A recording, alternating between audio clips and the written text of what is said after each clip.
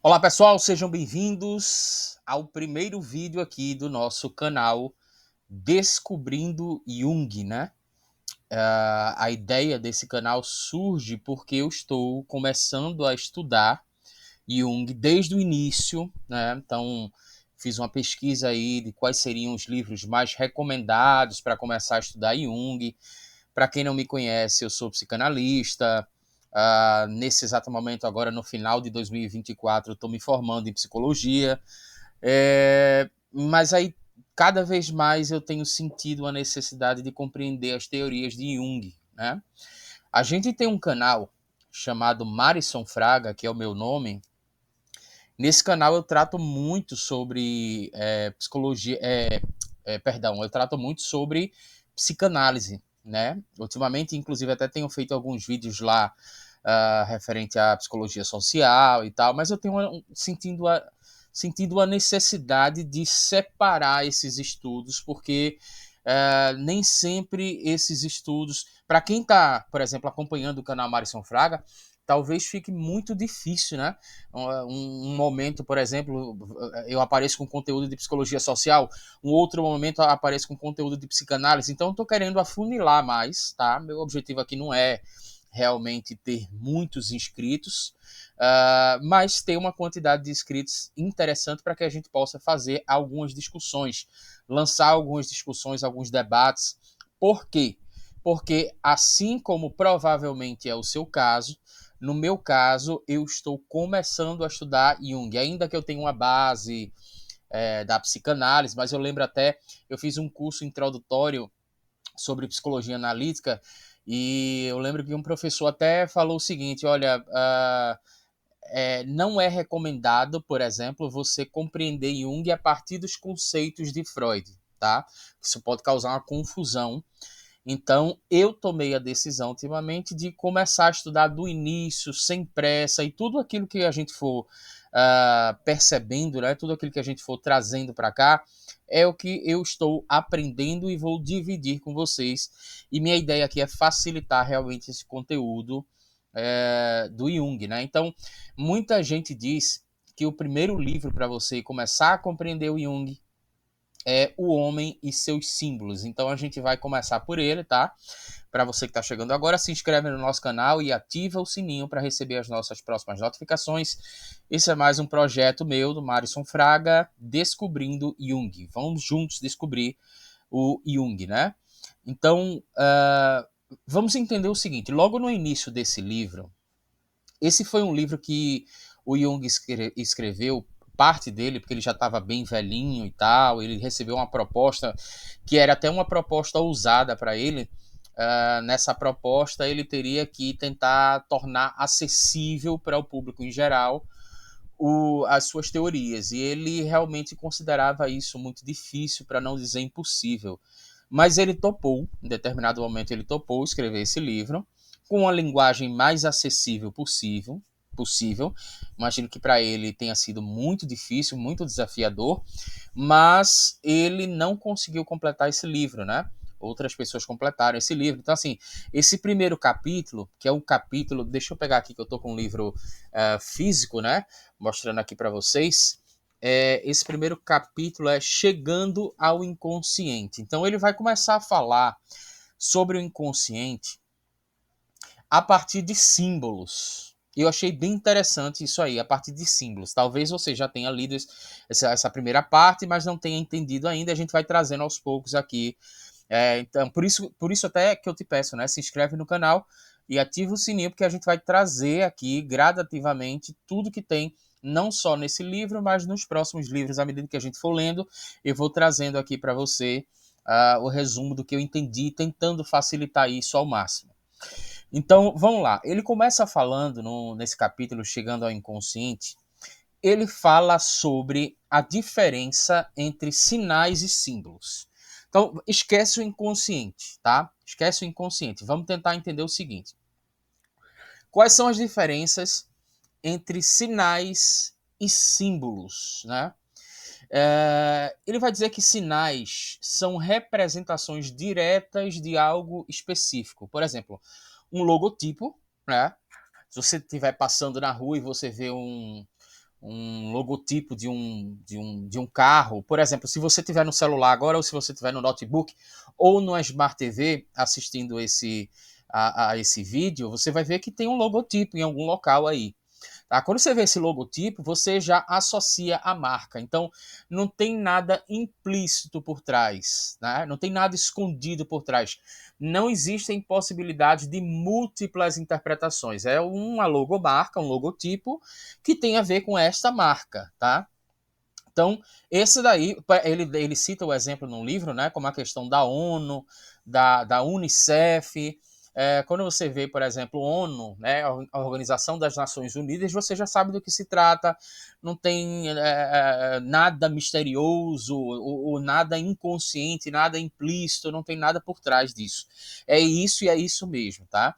Então, esses são sinais, tá? Eles têm um significado claro e geralmente não vão além disso. Agora, os símbolos, na verdade, por outro lado, eles carregam significados profundos e múltiplos, muitas vezes ligados ao inconsciente. Um símbolo sugere algo além do que se vê de imediato, convidando você à interpretação. Ah, eu vi um filme recentemente chamado Pisque Duas Vezes. Neste filme, por exemplo, tem umas cenas de umas cobras, tá? Eu não vou dar maiores detalhes porque talvez você não tenha assistido ainda. Mas tem uma questão de umas cobras lá. Bom, uma cobra, você vai dizer, é um animal, não tem nada além disso. Só que não é exatamente assim. Uma cobra, por exemplo, você pode pegar na religião, na perspectiva judaico-cristã, e você vai ver que uma cobra muitas vezes é uma analogia a um demônio, a Satanás, a Lúcifer, ou dê o nome que você quiser. Uma cobra, por exemplo, pode representar transformação, porque a cobra em determinado momento ela perde a pele dela, ela se libera da pele dela e ela troca de pele. Então ela pode simbolizar uma transformação, percebe? Que não é simplesmente aquilo que você está vendo, mas tem alguma coisa por trás. Tem um filme de terror do Robert Eggers, né? Que aparece vários simbolismos. Aliás, dois filmes que a gente pode entender, né? O Farol e a Bruxa. Mas eu estava pensando na Bruxa. Se você já viu esse filme, A Bruxa, muita gente não gosta, porque acha que filme de terror é só questão de sangue e tal. Mas é um filme de terror que ele tem vários significados implícitos. Então, durante o filme, você consegue ver vários símbolos. Um deles, por exemplo, a questão do coelho. Então, outro símbolo, por exemplo, a questão do milho. Eu não vou dar maiores detalhes para também não fornecer spoiler, né? Mas o que eu quero dizer, o sinal é aquilo que você vê, por exemplo, você tá na rua e você vê a marca de um carro, você sabe, ou você vê a marca de um restaurante conhecido e você já olha e diz, é aquele restaurante, tá bom? Então isso é um sinal, é um logotipo que você tá vendo, é um sinal. Um símbolo, na verdade, já tem um significado por trás. Ele tem um significado aparente, mas por trás, se você refletir sobre ele, se você deixar se levar por sua imaginação, você vai perceber que você pode chegar a outros significados, né? E que estão implícitos e que, na verdade, do ponto de vista inconsciente, a gente consegue captar, mas do ponto de vista consciente, muitas vezes a gente não consegue captar. Nós somos bombardeados diariamente por vários símbolos, mas a gente não consegue captar isso do ponto de vista consciente, apenas inconsciente. Então, levando em consideração que a gente já tem a clareza da diferença de símbolos e sinais, né? Aí a gente vai para o exemplo aqui que eu trouxe. O logotipo de uma marca de um carro, né, que a gente já falou, é apenas um indicativo de uma empresa, não tem mais do que isso. É isso mesmo e acabou-se. Agora, um leão, por exemplo, esculpido em uma igreja, não é apenas um animal. Pode representar uma coragem, por exemplo. Né? Eu sou de Recife e o mascote, por exemplo, do time que eu torço, né, o Sport, é um leão, representando coragem, representando força, né? No caso, pode representar até, na verdade, um evangelista cristão, pode representar o próprio Jesus. Eu já vi pessoas, por exemplo, evangélicas protestantes, né, que fazem tatuagens. Nas tatuagens a gente tem muito simbolismo, a gente tem muitos símbolos, por exemplo. Eu tenho uma tatuagem, não dá para ver daí, mas eu tenho uma tatuagem de uma caveira aqui. Algumas pessoas olham e dizem o seguinte: olha, é uma caveira, que coisa feia e tal, porque as pessoas não conseguem captar, do ponto de vista simbólico, o que que aquilo significa. Só conseguem captar do ponto de vista inconsciente. Mas a caveira, por exemplo, neste sentido, para mim, representa a igualdade. Porque no dia que todos nós morrermos, vamos nos transformar em caveira, independente da cor da sua pele, independente da sua identidade de gênero, independente da sua posição socioeconômica. Então, para mim, representa a questão da igualdade. Para outra pessoa, pode representar a morte. Então, você percebe que tem uma diferença de símbolos, né?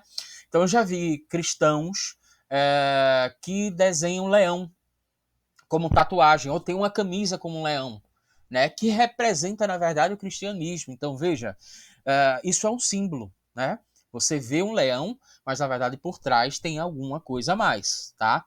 Então, falando sobre o poder do símbolo, né?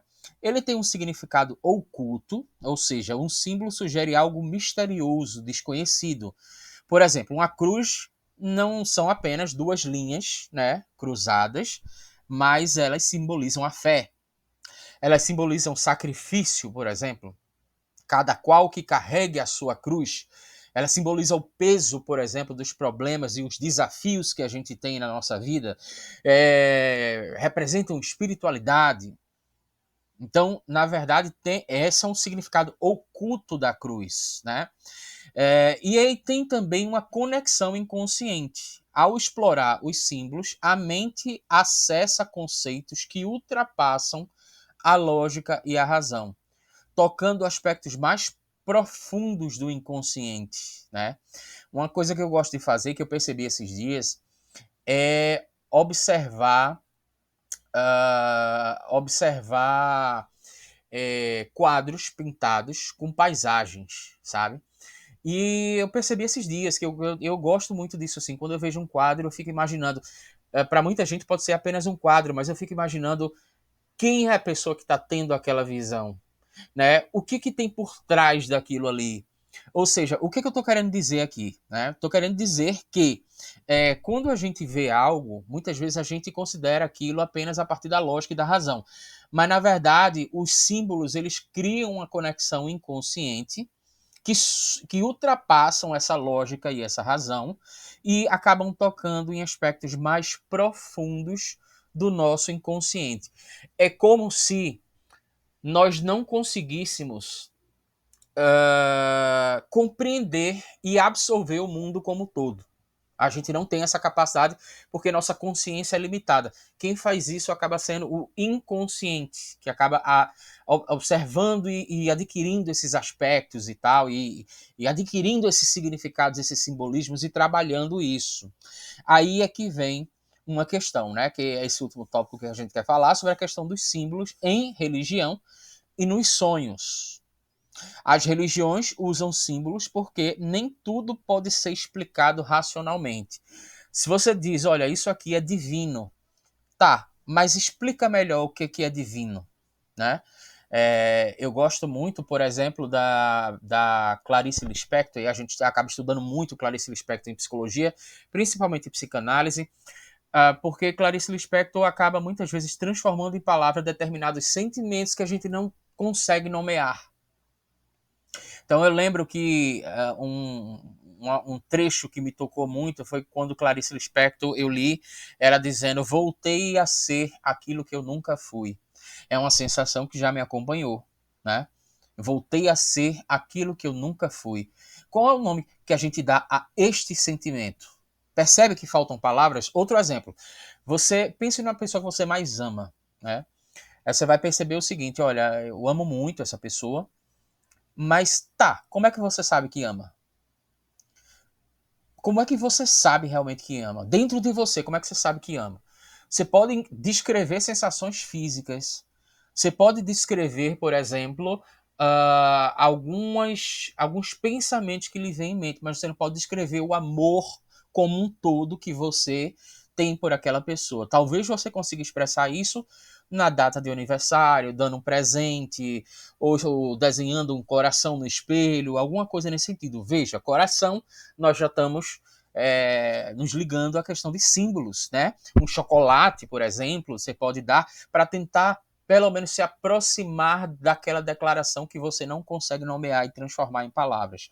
As religiões, elas usam muito isso, inclusive até antes de Cristo, tá? A gente está citando aqui religiões geralmente judaico-cristãs por uma questão de compreensão, por uma questão didática, porque muita gente conhece alguns simbolismos, né? A pomba, por exemplo, né? Uma pomba branca, tem um simbolismo por trás, não é apenas um pássaro, mas aquilo também é um símbolo que representa a paz para muita gente, que representa liberdade, por exemplo, que representa o renovo, né? Mas se você for pegar religiões, por exemplo, mais antigas, como religiões egípcias, você vai ver possivelmente os mesmos animais, só que com significados diferentes. Isso muitos anos antes de Cristo, tá? Então, o símbolo é basicamente isso. E por que Jung fala sobre questão de símbolo, né? Para falar sobre inconsciente? Porque ele vai dizer que, voltando a falar, é como se a gente não conseguisse compreender como um todo o mundo ao nosso redor. E aí o inconsciente vai captando esses simbolismos. E o inconsciente, através dos sonhos, ou a partir dos sonhos, né? Os sonhos, eles são uma forma inconsciente de criar símbolos para representar experiências ou emoções que não compreendemos totalmente. Então eu posso, por exemplo, me deparar com... Hoje não mais, né? Eu tenho 2 gatos, mas durante muitos anos da minha vida, eu tive medo de gato, né? E em determinado momento, percebo o seguinte, em determinado momento, eu ia para uma festa, e nessa festa eu sabia que 2 pessoas que eu não confiava mais, que eu perdi a confiança nelas, elas iam estar lá. Então eu acabei sonhando, no dia anterior, eu acabei sonhando com um tigre, e eram, eram 2 tigres, e esses 2 tigres me atacavam por trás. Então perceba, esses 2 tigres, na verdade, o que é um tigre? Né? É um felino, ou seja, é um gato, que era um animal que eu já tinha desconfiança, porque eu não confiava em gato. Então era um gato gigante, né? Demonstra a grande desconfiança que eu tinha e que eu não estava conseguindo compreender aquilo ali através da lógica e da razão. E eu era atacado por trás, mais uma vez mostrando a questão da desconfiança que eu tinha com relação àquelas pessoas. Então, eu estou falando sobre isso porque a gente experimenta sensações, a gente experimenta emoções, afetos. Muitas vezes nós somos com nossas atividades durante o dia a dia e a gente não consegue parar para refletir sobre isso. Então, os sonhos, eles criam símbolos, né? Tanto é que Freud, se você for levar para a psicanálise, Freud vai falar sobre o conteúdo manifesto, que é aquele conteúdo que você conta no sonho. Olha, eu tive um sonho que era assim, assim, assim, assim. Aí você conta o que você lembra. E o conteúdo latente. Eu definitivamente não sei se Jung trabalha com essa questão, né? Conteúdo manifesto, conteúdo latente. Me parece que Jung trabalha de uma forma um pouco diferente com relação a sonhos. A gente vai aprender e eu vou repassar isso aqui para você. Mas a grande questão é, os sonhos, eles são uma forma inconsciente de criar símbolos, né? E esses símbolos vão representar as experiências e as emoções que a gente não conseguiu compreender, ou não conseguiu nomear, não conseguiu elaborar durante o dia e durante as nossas últimas experiências. Então, espero que você tenha gostado dessa nossa primeira aula. Um forte abraço, se inscreve no nosso canal, ativa o sininho para receber as nossas próximas notificações e eu te vejo no próximo vídeo. Vamos continuar lendo o homem e seus símbolos para ir desvendando, né, e descobrindo Jung e quais são as suas teorias. Forte abraço e até o próximo vídeo.